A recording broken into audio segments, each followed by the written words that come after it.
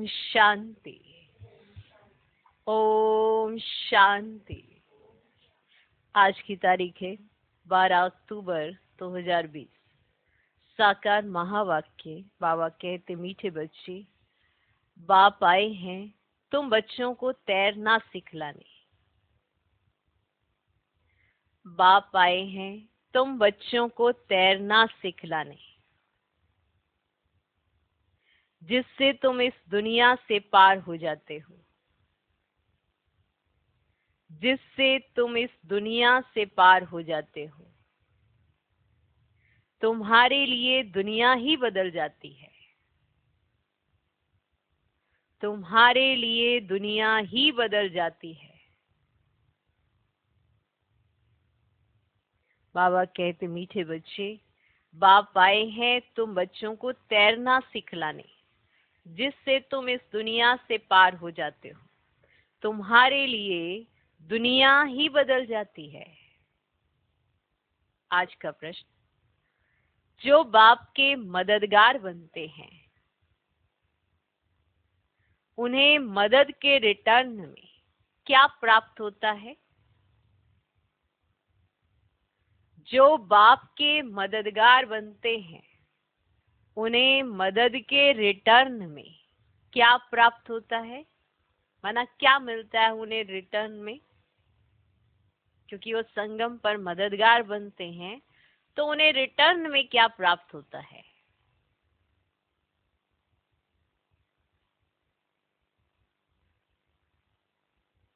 जो संगम पर मददगार बनते हैं, तो उन्हें रिटर्न में, मदद के रिटर्न में, माना आपने मदद की भगवान को, तो भगवान आपको क्या रिटर्न में देते हैं, क्या प्राप्त होता है? आपको एहसास है इस बात का कि आपको क्या प्राप्त हो जाता है? कि एक संगम पर आप मदद करते हो। मदद भी क्या करते हैं? करन करावनहार तो बाप ही है। फिर भी वो अपने बच्चों को इतना आगे रखते हैं, अपने से आगे रखते हैं। तो आप जो उन्हें मदद करते हो, उसके रिटर्न में आपको क्या प्राप्त होता है? उत्तर, जो बच्चे अभी बाप के मददगार बनते हैं, जो बच्चे अभी बाप के मददगार बनते हैं, उन्हें बाप ऐसा बना देते हैं जो आधा कल्प कोई की मदद लेने व राय लेने की दरकार ही नहीं रहती। जो बच्चे अभी बाप के मददगार बनते हैं, उन्हें बाप ऐसा बना देते हैं जो आधा कल्प कोई की मदद लेने व राय लेने की दरकार ही नहीं रहती। कितना बड़ा बाप है। कहते हैं, बच्चे तुम मेरे मददगार नहीं होते तो हम स्वर्ग की स्थापना कैसे करते? कितना बड़ा बाप है। कहते हैं, बच्चे तुम मेरे मददगार नहीं होते तो हम स्वर्ग की स्थापना कैसे करते?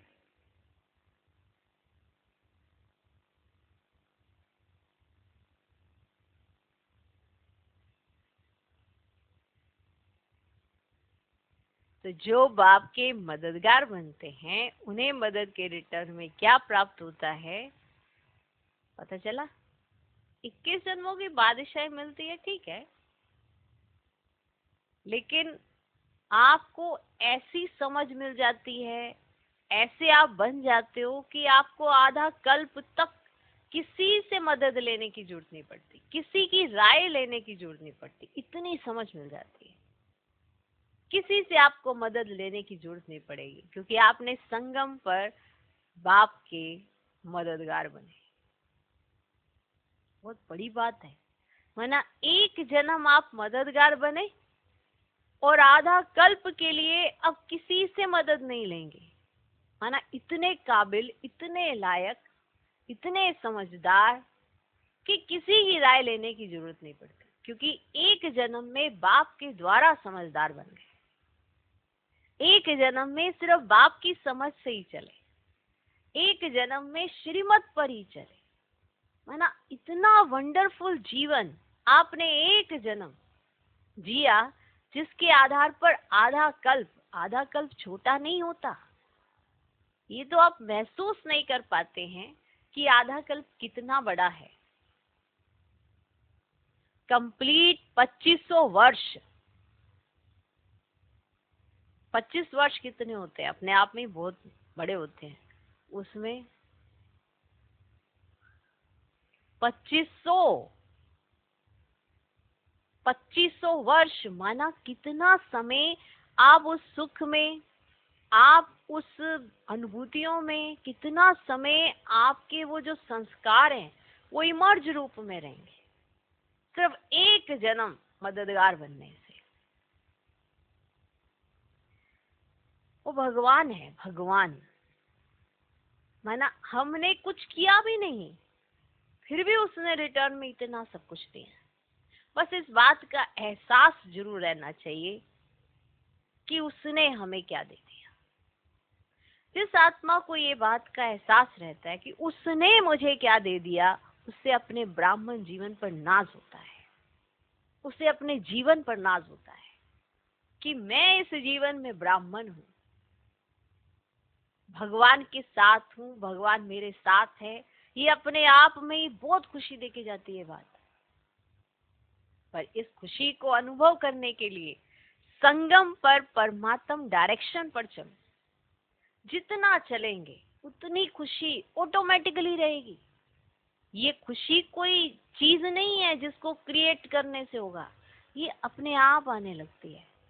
जब आप सच्चे मना सच्चा दिल होता है ना, जब एकदम साफ स्वच्छ, किसी में कोई छल कपट नहीं होता, जब ये सच्चाई सफाई होती है, कोई छल कपट नहीं होता, तो खुशी भी ऑटोमेटिकली होती है।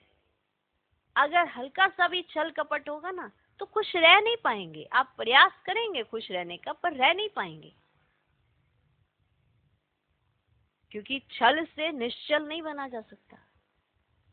और निश्चल होने के लिए माना उसके लिए निश्चय भी इतना अच्छा होना चाहिए और अपने आप में इतना शुद्ध होना चाहिए कि ऐसे कोई भी विचार अंदर आए ही नहीं। उस शुद्धि से जीना माना संगम पर जीना। तो एक जन्म मददगार बने, फिर आपको आधा कल्प किसी की मदद लेने की जरूरत नहीं, किसी की राय लेने की जरूरत नहीं। अपने आप में इतना सक्षम भगवान आपको बना देंगे, ऐसी शक्ति भर देंगे, सिर्फ आप संगम पर मददगार बने।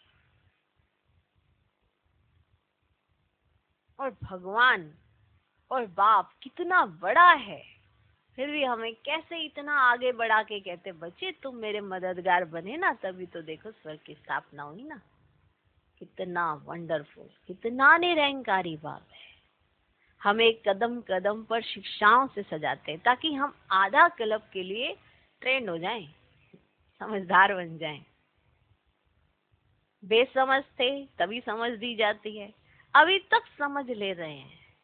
बेसमझी बीच बीच में कई बार काम कर लेती है, तो समझ लेते लेते भगवान का इतना शुक्रिया अदा करना चाहिए कि मन चित्त इतना साफ, इतना पावन हो जाए कि जो भगवान कहे वो यथार्थ समझ में आए, तो ही तो सही मायने में मदद भी हो सकेगी ना। भगवान कुछ समझाए, हम विपरीत दिशा में चले जाए तो कैसे मदद करेंगे। जो वो बताना चाहते, जो वो समझाना चाहते हैं, मददगार तभी हम बन पाएंगे। और आधा कल्प के लिए किसी से मदद लेने की जरूरत नहीं पड़ेगी, किसी से राय लेने की जरूरत नहीं पड़ेगी। माना जो संगम पर इतना मददगार बनता है ना, वो तो पूरे कल्प की ही कहो कि 3/4 उसे किसी की मदद लेने की जरूरत नहीं पड़ती, वो अपने आप में इतना सक्षम हो जाता है। अच्छा, ओम शांति। मीठे मीठे नंबरवार अति मीठे रूहानी बच्चों प्रति बाबा नंबरवार इसीलिए कहते हैं कि नंबर 1 में आने के लिए पुरुषार्थ जरूरी है। पुरुषार्थ नहीं करते तो नंबर 1 में कैसे आएंगे। पुरुषार्थ बहुत बहुत जरूरी है, अपने ऊपर मेहनत जरूरी है, बेसमझी से समझदार बनना जरूरी है, जो समझ दी जाती है उसे अडॉप्ट करना जरूरी है। ये बाबा कहते मीठे मीठे नंबरवार अति मीठे रूहानी बच्चों प्रति रूहानी बाप समझाते हैं, क्योंकि बहुत बच्चे बेसमझ बन गए हैं। रावण ने बहुत बेसमझ बना दिया है। अब हमको कितना समझदार बनाते हैं। कोई आईसीएस का इम्तिहान पास करते तो समझते हैं बहुत बड़ा इम्तिहान पास किया है, ऐसे ही समझते हैं ना, ऐसे ही समझते हैं ना। अभी तुम तो देखो कितना बड़ा इम्तिहान पास करते हो, जरा सोचो तो सही, पढ़ाने वाला कौन है? जरा सोचो तो सही, कौन पढ़ाता है? पढ़ने वाले कौन है? ये भी निश्चय है, हम कल्प कल्प हर 5000 वर्ष के बाद बाप, टीचर, सतगुरु से फिर मिलते ही रहते हैं। सिर्फ तुम बच्चे ही जानते हो हम कितना ऊंचते ऊंच बाप द्वारा ऊंच वर्षा पाते हैं। टीचर भी वर्षा देते हैं ना पढ़ा करके, तुमको भी पढ़ा करके तुम्हारे लिए दुनिया को ही बदल देते हैं। नई दुनिया में राज्य करने के लिए भक्ति मार्ग में कितनी महिमा गाते हैं, तुम उन द्वारा अपना वर्षा पा रहे हो। ये भी तुम अभी बच्चे जानते हो कि पुरानी दुनिया बदल रही है। तुम कहते हो हम सब शिव बाबा के बच्चे हैं, बाप को भी आना पड़ता है पुरानी दुनिया को नहीं बनाने। त्रिमूर्ति के चित्र में भी दिखाते हैं कि ब्रह्मा द्वारा नई दुनिया की स्थापना, तो जरूर ब्रह्मा मुख वंशावली ब्राह्मण ब्राह्मणियां चाहिए। ब्रह्मा तो नई दुनिया स्थापन नहीं करते, रचता तो है ही बाप। कहते मैं आकर युक्ति से पुरानी दुनिया का विनाश कराए नई दुनिया बनाता हूँ।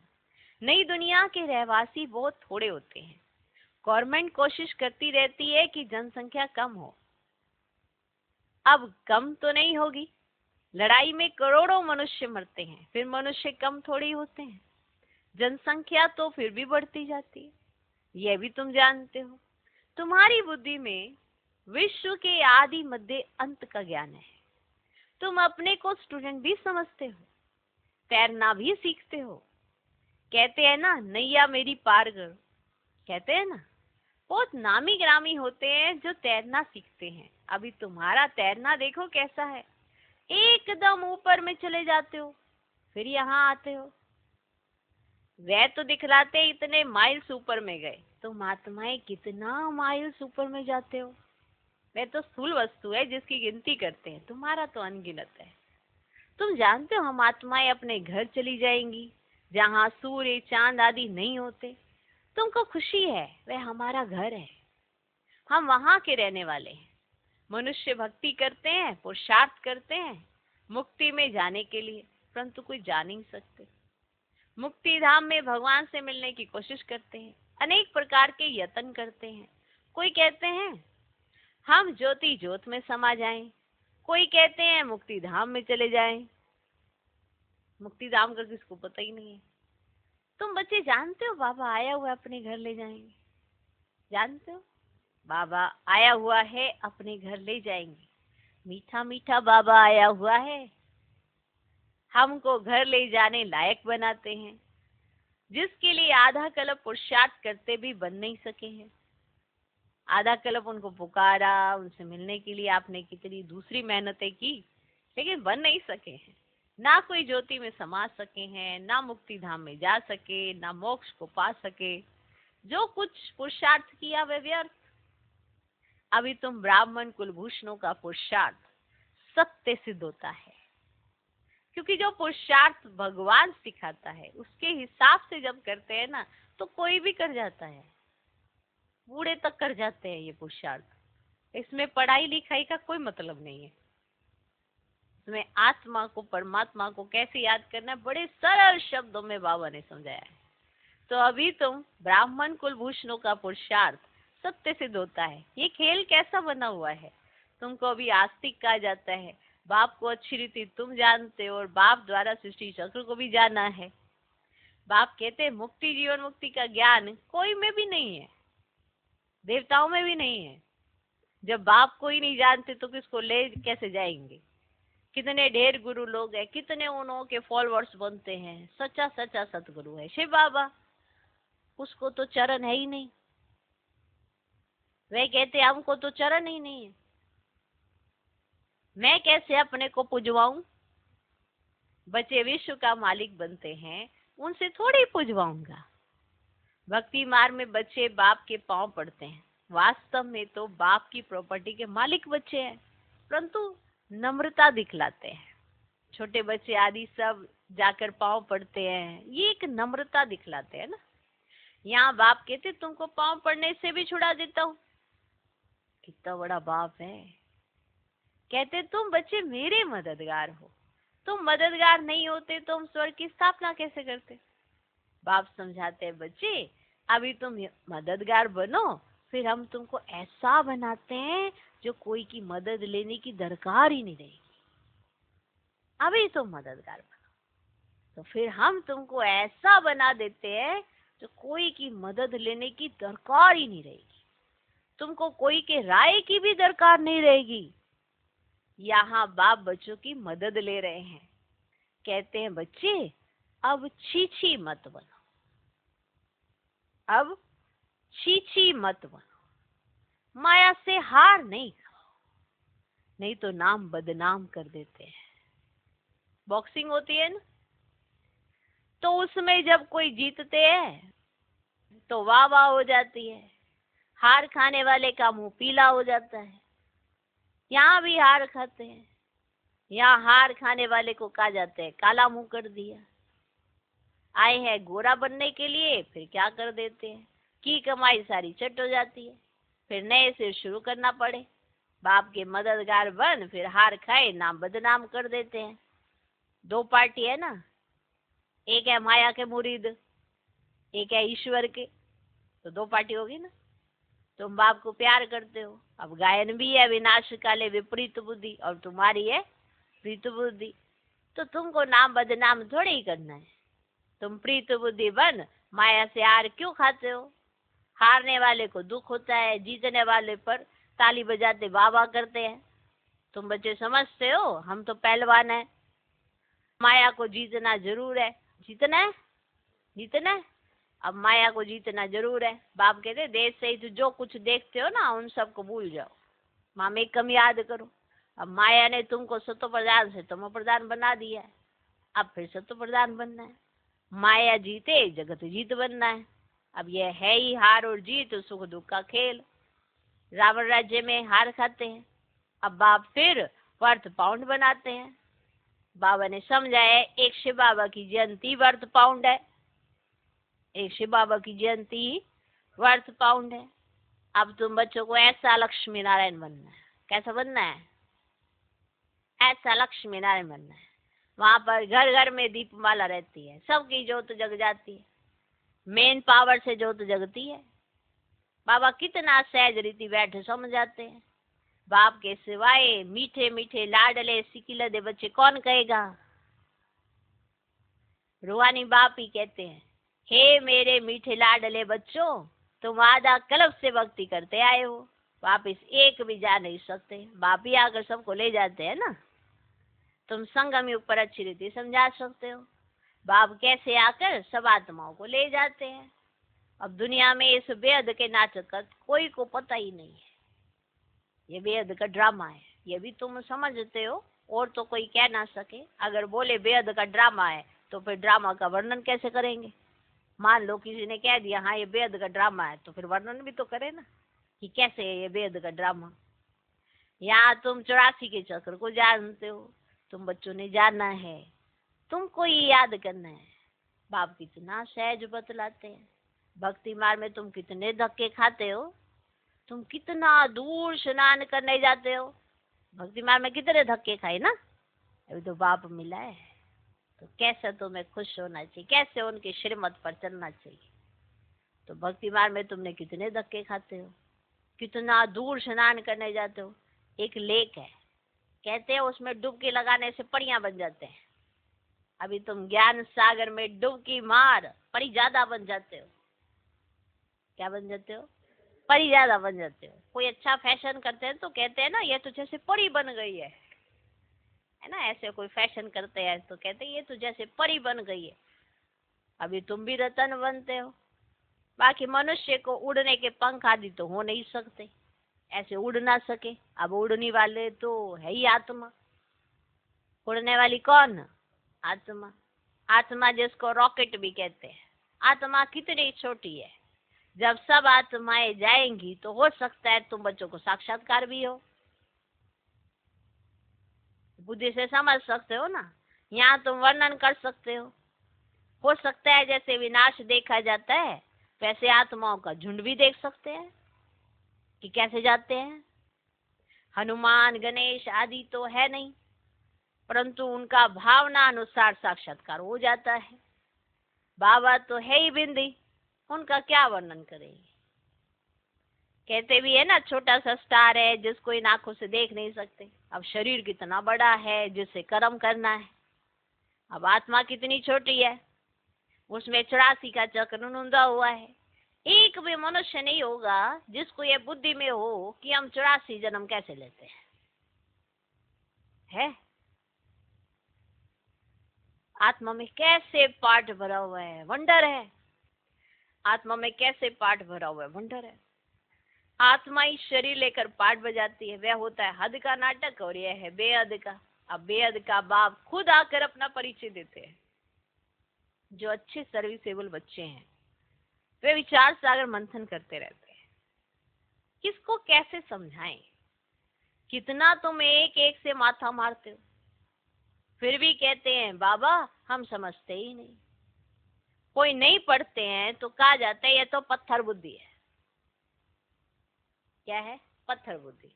तुम देखते हो यहाँ भी कोई 7 रोज में ही बहुत खुशी में आकर कहते हैं बाबा पास चलें। 7 दिन के अंदर ही कहते हैं बाबा पास चलें। कोई तो कुछ भी नहीं समझते। मनुष्य तो सिर्फ कह देते हैं पत्थर बुद्धि, पारस बुद्धि, परंतु अर्थ नहीं जानते। आत्मा पवित्र बनती है तो पारसनाथ बन जाती है। पारसनाथ का मंदिर भी है। सारा सोने का मंदिर नहीं होता, ऊपर में थोड़ा सोना लगा देते हैं। तुम बच्चे जानते हो हमको बागवान मिला है, कांटे से फूल बनने की युक्ति बतलाते हैं। गायन भी है ना, गार्डन ऑफ अल्लाह। तुम्हारे पास शुरू में एक मुसलमान ध्यान में जाता था, कहता था खुदा ने हमको फूल दिया, खड़े खड़े गिर पड़ता था। खुदा का बगीचा देखता था। अब खुदा का बगीचा दिखाने वाला तो खुद ही खुदा होगा। जिसने बगीचा दिखाया वो तो खुद ही खुदा होगा। और कोई कैसे दिखलाएंगे बगीचा। तुमको बैकुंठ का साक्षात्कार कराते हैं, खुदा ही ले जाते हैं, खुद तो वहां रहते नहीं। खुदा तो शांति धाम में रहते हैं, तुमको बैकुंठ का मालिक बनाते हैं। कितनी अच्छी अच्छी बातें तुम समझते हो। खुशी होती है अंदर में, बहुत खुशी होनी चाहिए। अभी हम सुखधाम में जाते हैं, वहां दुख की बात ही नहीं होती है। बाप कहते हैं सुखधाम शांति धाम को याद करो, घर को क्यों नहीं याद करेंगे। आत्मा घर जाने के लिए कितना माथा मारती है, जप तप आदि बहुत मेहनत करती है, परंतु झाड़ कोई नहीं सकते।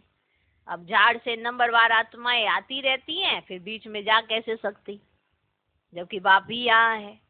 तुम बच्चों को रोज समझाते रहते हैं शांति धाम और सुखधाम को याद करो। बाप को भूलने के कारण ही फिर दुखी होते हैं। दुखी होने का कारण क्या है? बाप को भूले हो, इसीलिए दुखी हो। माया का मोचरा लग जाता है। अब तो जरा भी मोचरा नहीं खाना है। मूल है देह अभिमान। ये देह अभिमान की वजह से ही मोचरा लगता है, देह अभिमान की वजह से ही दुख होता है। क्योंकि दुख क्यों हुआ? बाबा को भूल गए। तुम अभी तक जिस बाप को याद करते रहते थे, हे पतित पावन नाओ, उस बाप से तुम पढ़ रहे हो।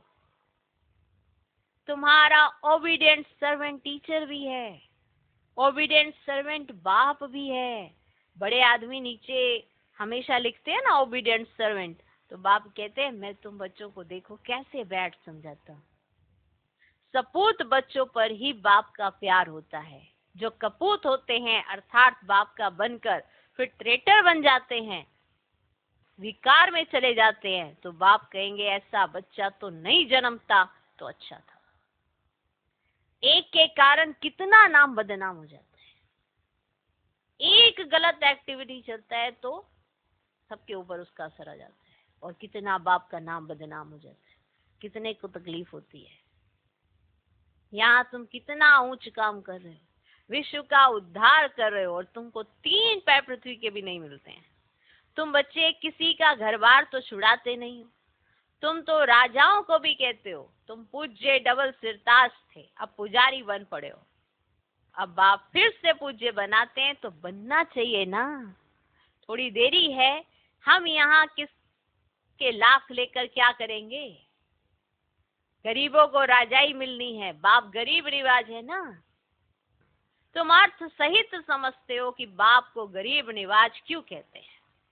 भारत भी कितना गरीब है, उनमें भी तो गरीब माताएं हो। जो साहूकार हैं वह इस ज्ञान को उठा ना सके। गरीब अबलाएं कितनी आती हैं, उन पर अत्याचार होते हैं। बाप कहते हैं माताओं को आगे बढ़ाना है। प्रभात फेरी में भी पहले पहले माताएं हो। बैज भी तुम्हारे फर्स्ट क्लास हैं, ये ट्रांसलाइट का चित्र तुम्हारे आगे हो। सबको सुनाओ, दुनिया बदल रही है। बाप से वर्षा मिल रहा है, कल्प पहले मुआफिक। बच्चों को विचार सागर मंथन करना है, कैसे सर्विस को अमल में लाएं। टाइम तो लगता है ना।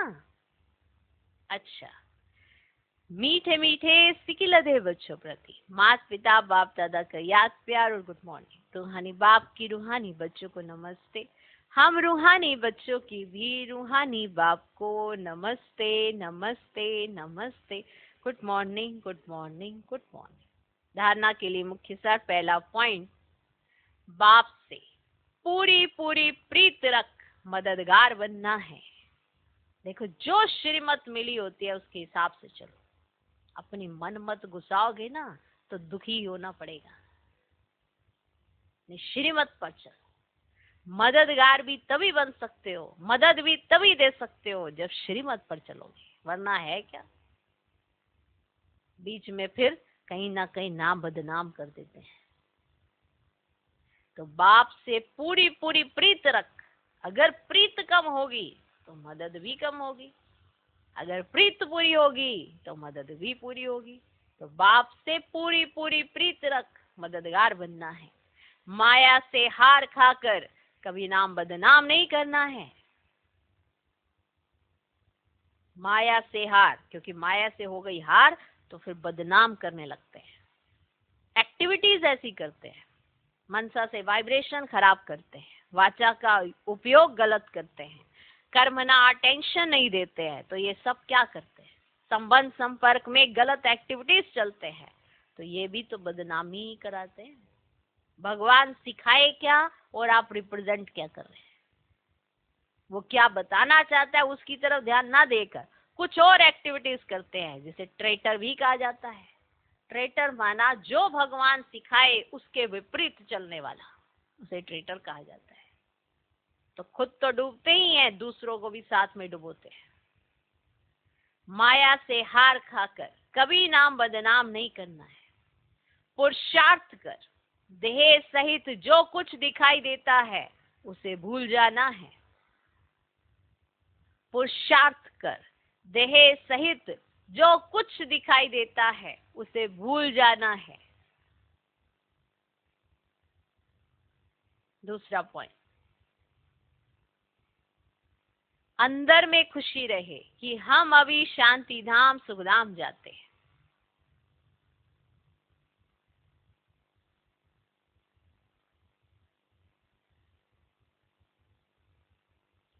अंदर में खुशी रहे कि हम अभी शांति धाम सुखधाम जाते हैं। बाबा ओबीडियंट टीचर बन हमको घर ले जाने के लायक बनाते हैं, है ना, जो हमें कदम कदम पर सिखाए, कदम कदम पर समझाने दे। तो हमें कितना ओबीडियंट स्टूडेंट होना चाहिए, बात को कितना अच्छे से समझना चाहिए। बाबा ओबीडियंट टीचर बन हमको घर ले जाने के लायक बनाते हैं। लायक सपूत बनना है, कपूत नहीं। लायक सपूत बनना है, कपूत नहीं।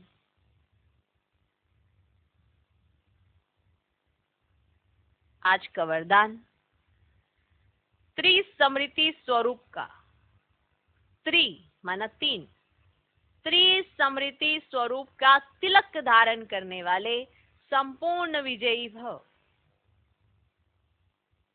त्रिसमृति स्वरूप का तिलक धारण करने वाले संपूर्ण विजयी भव।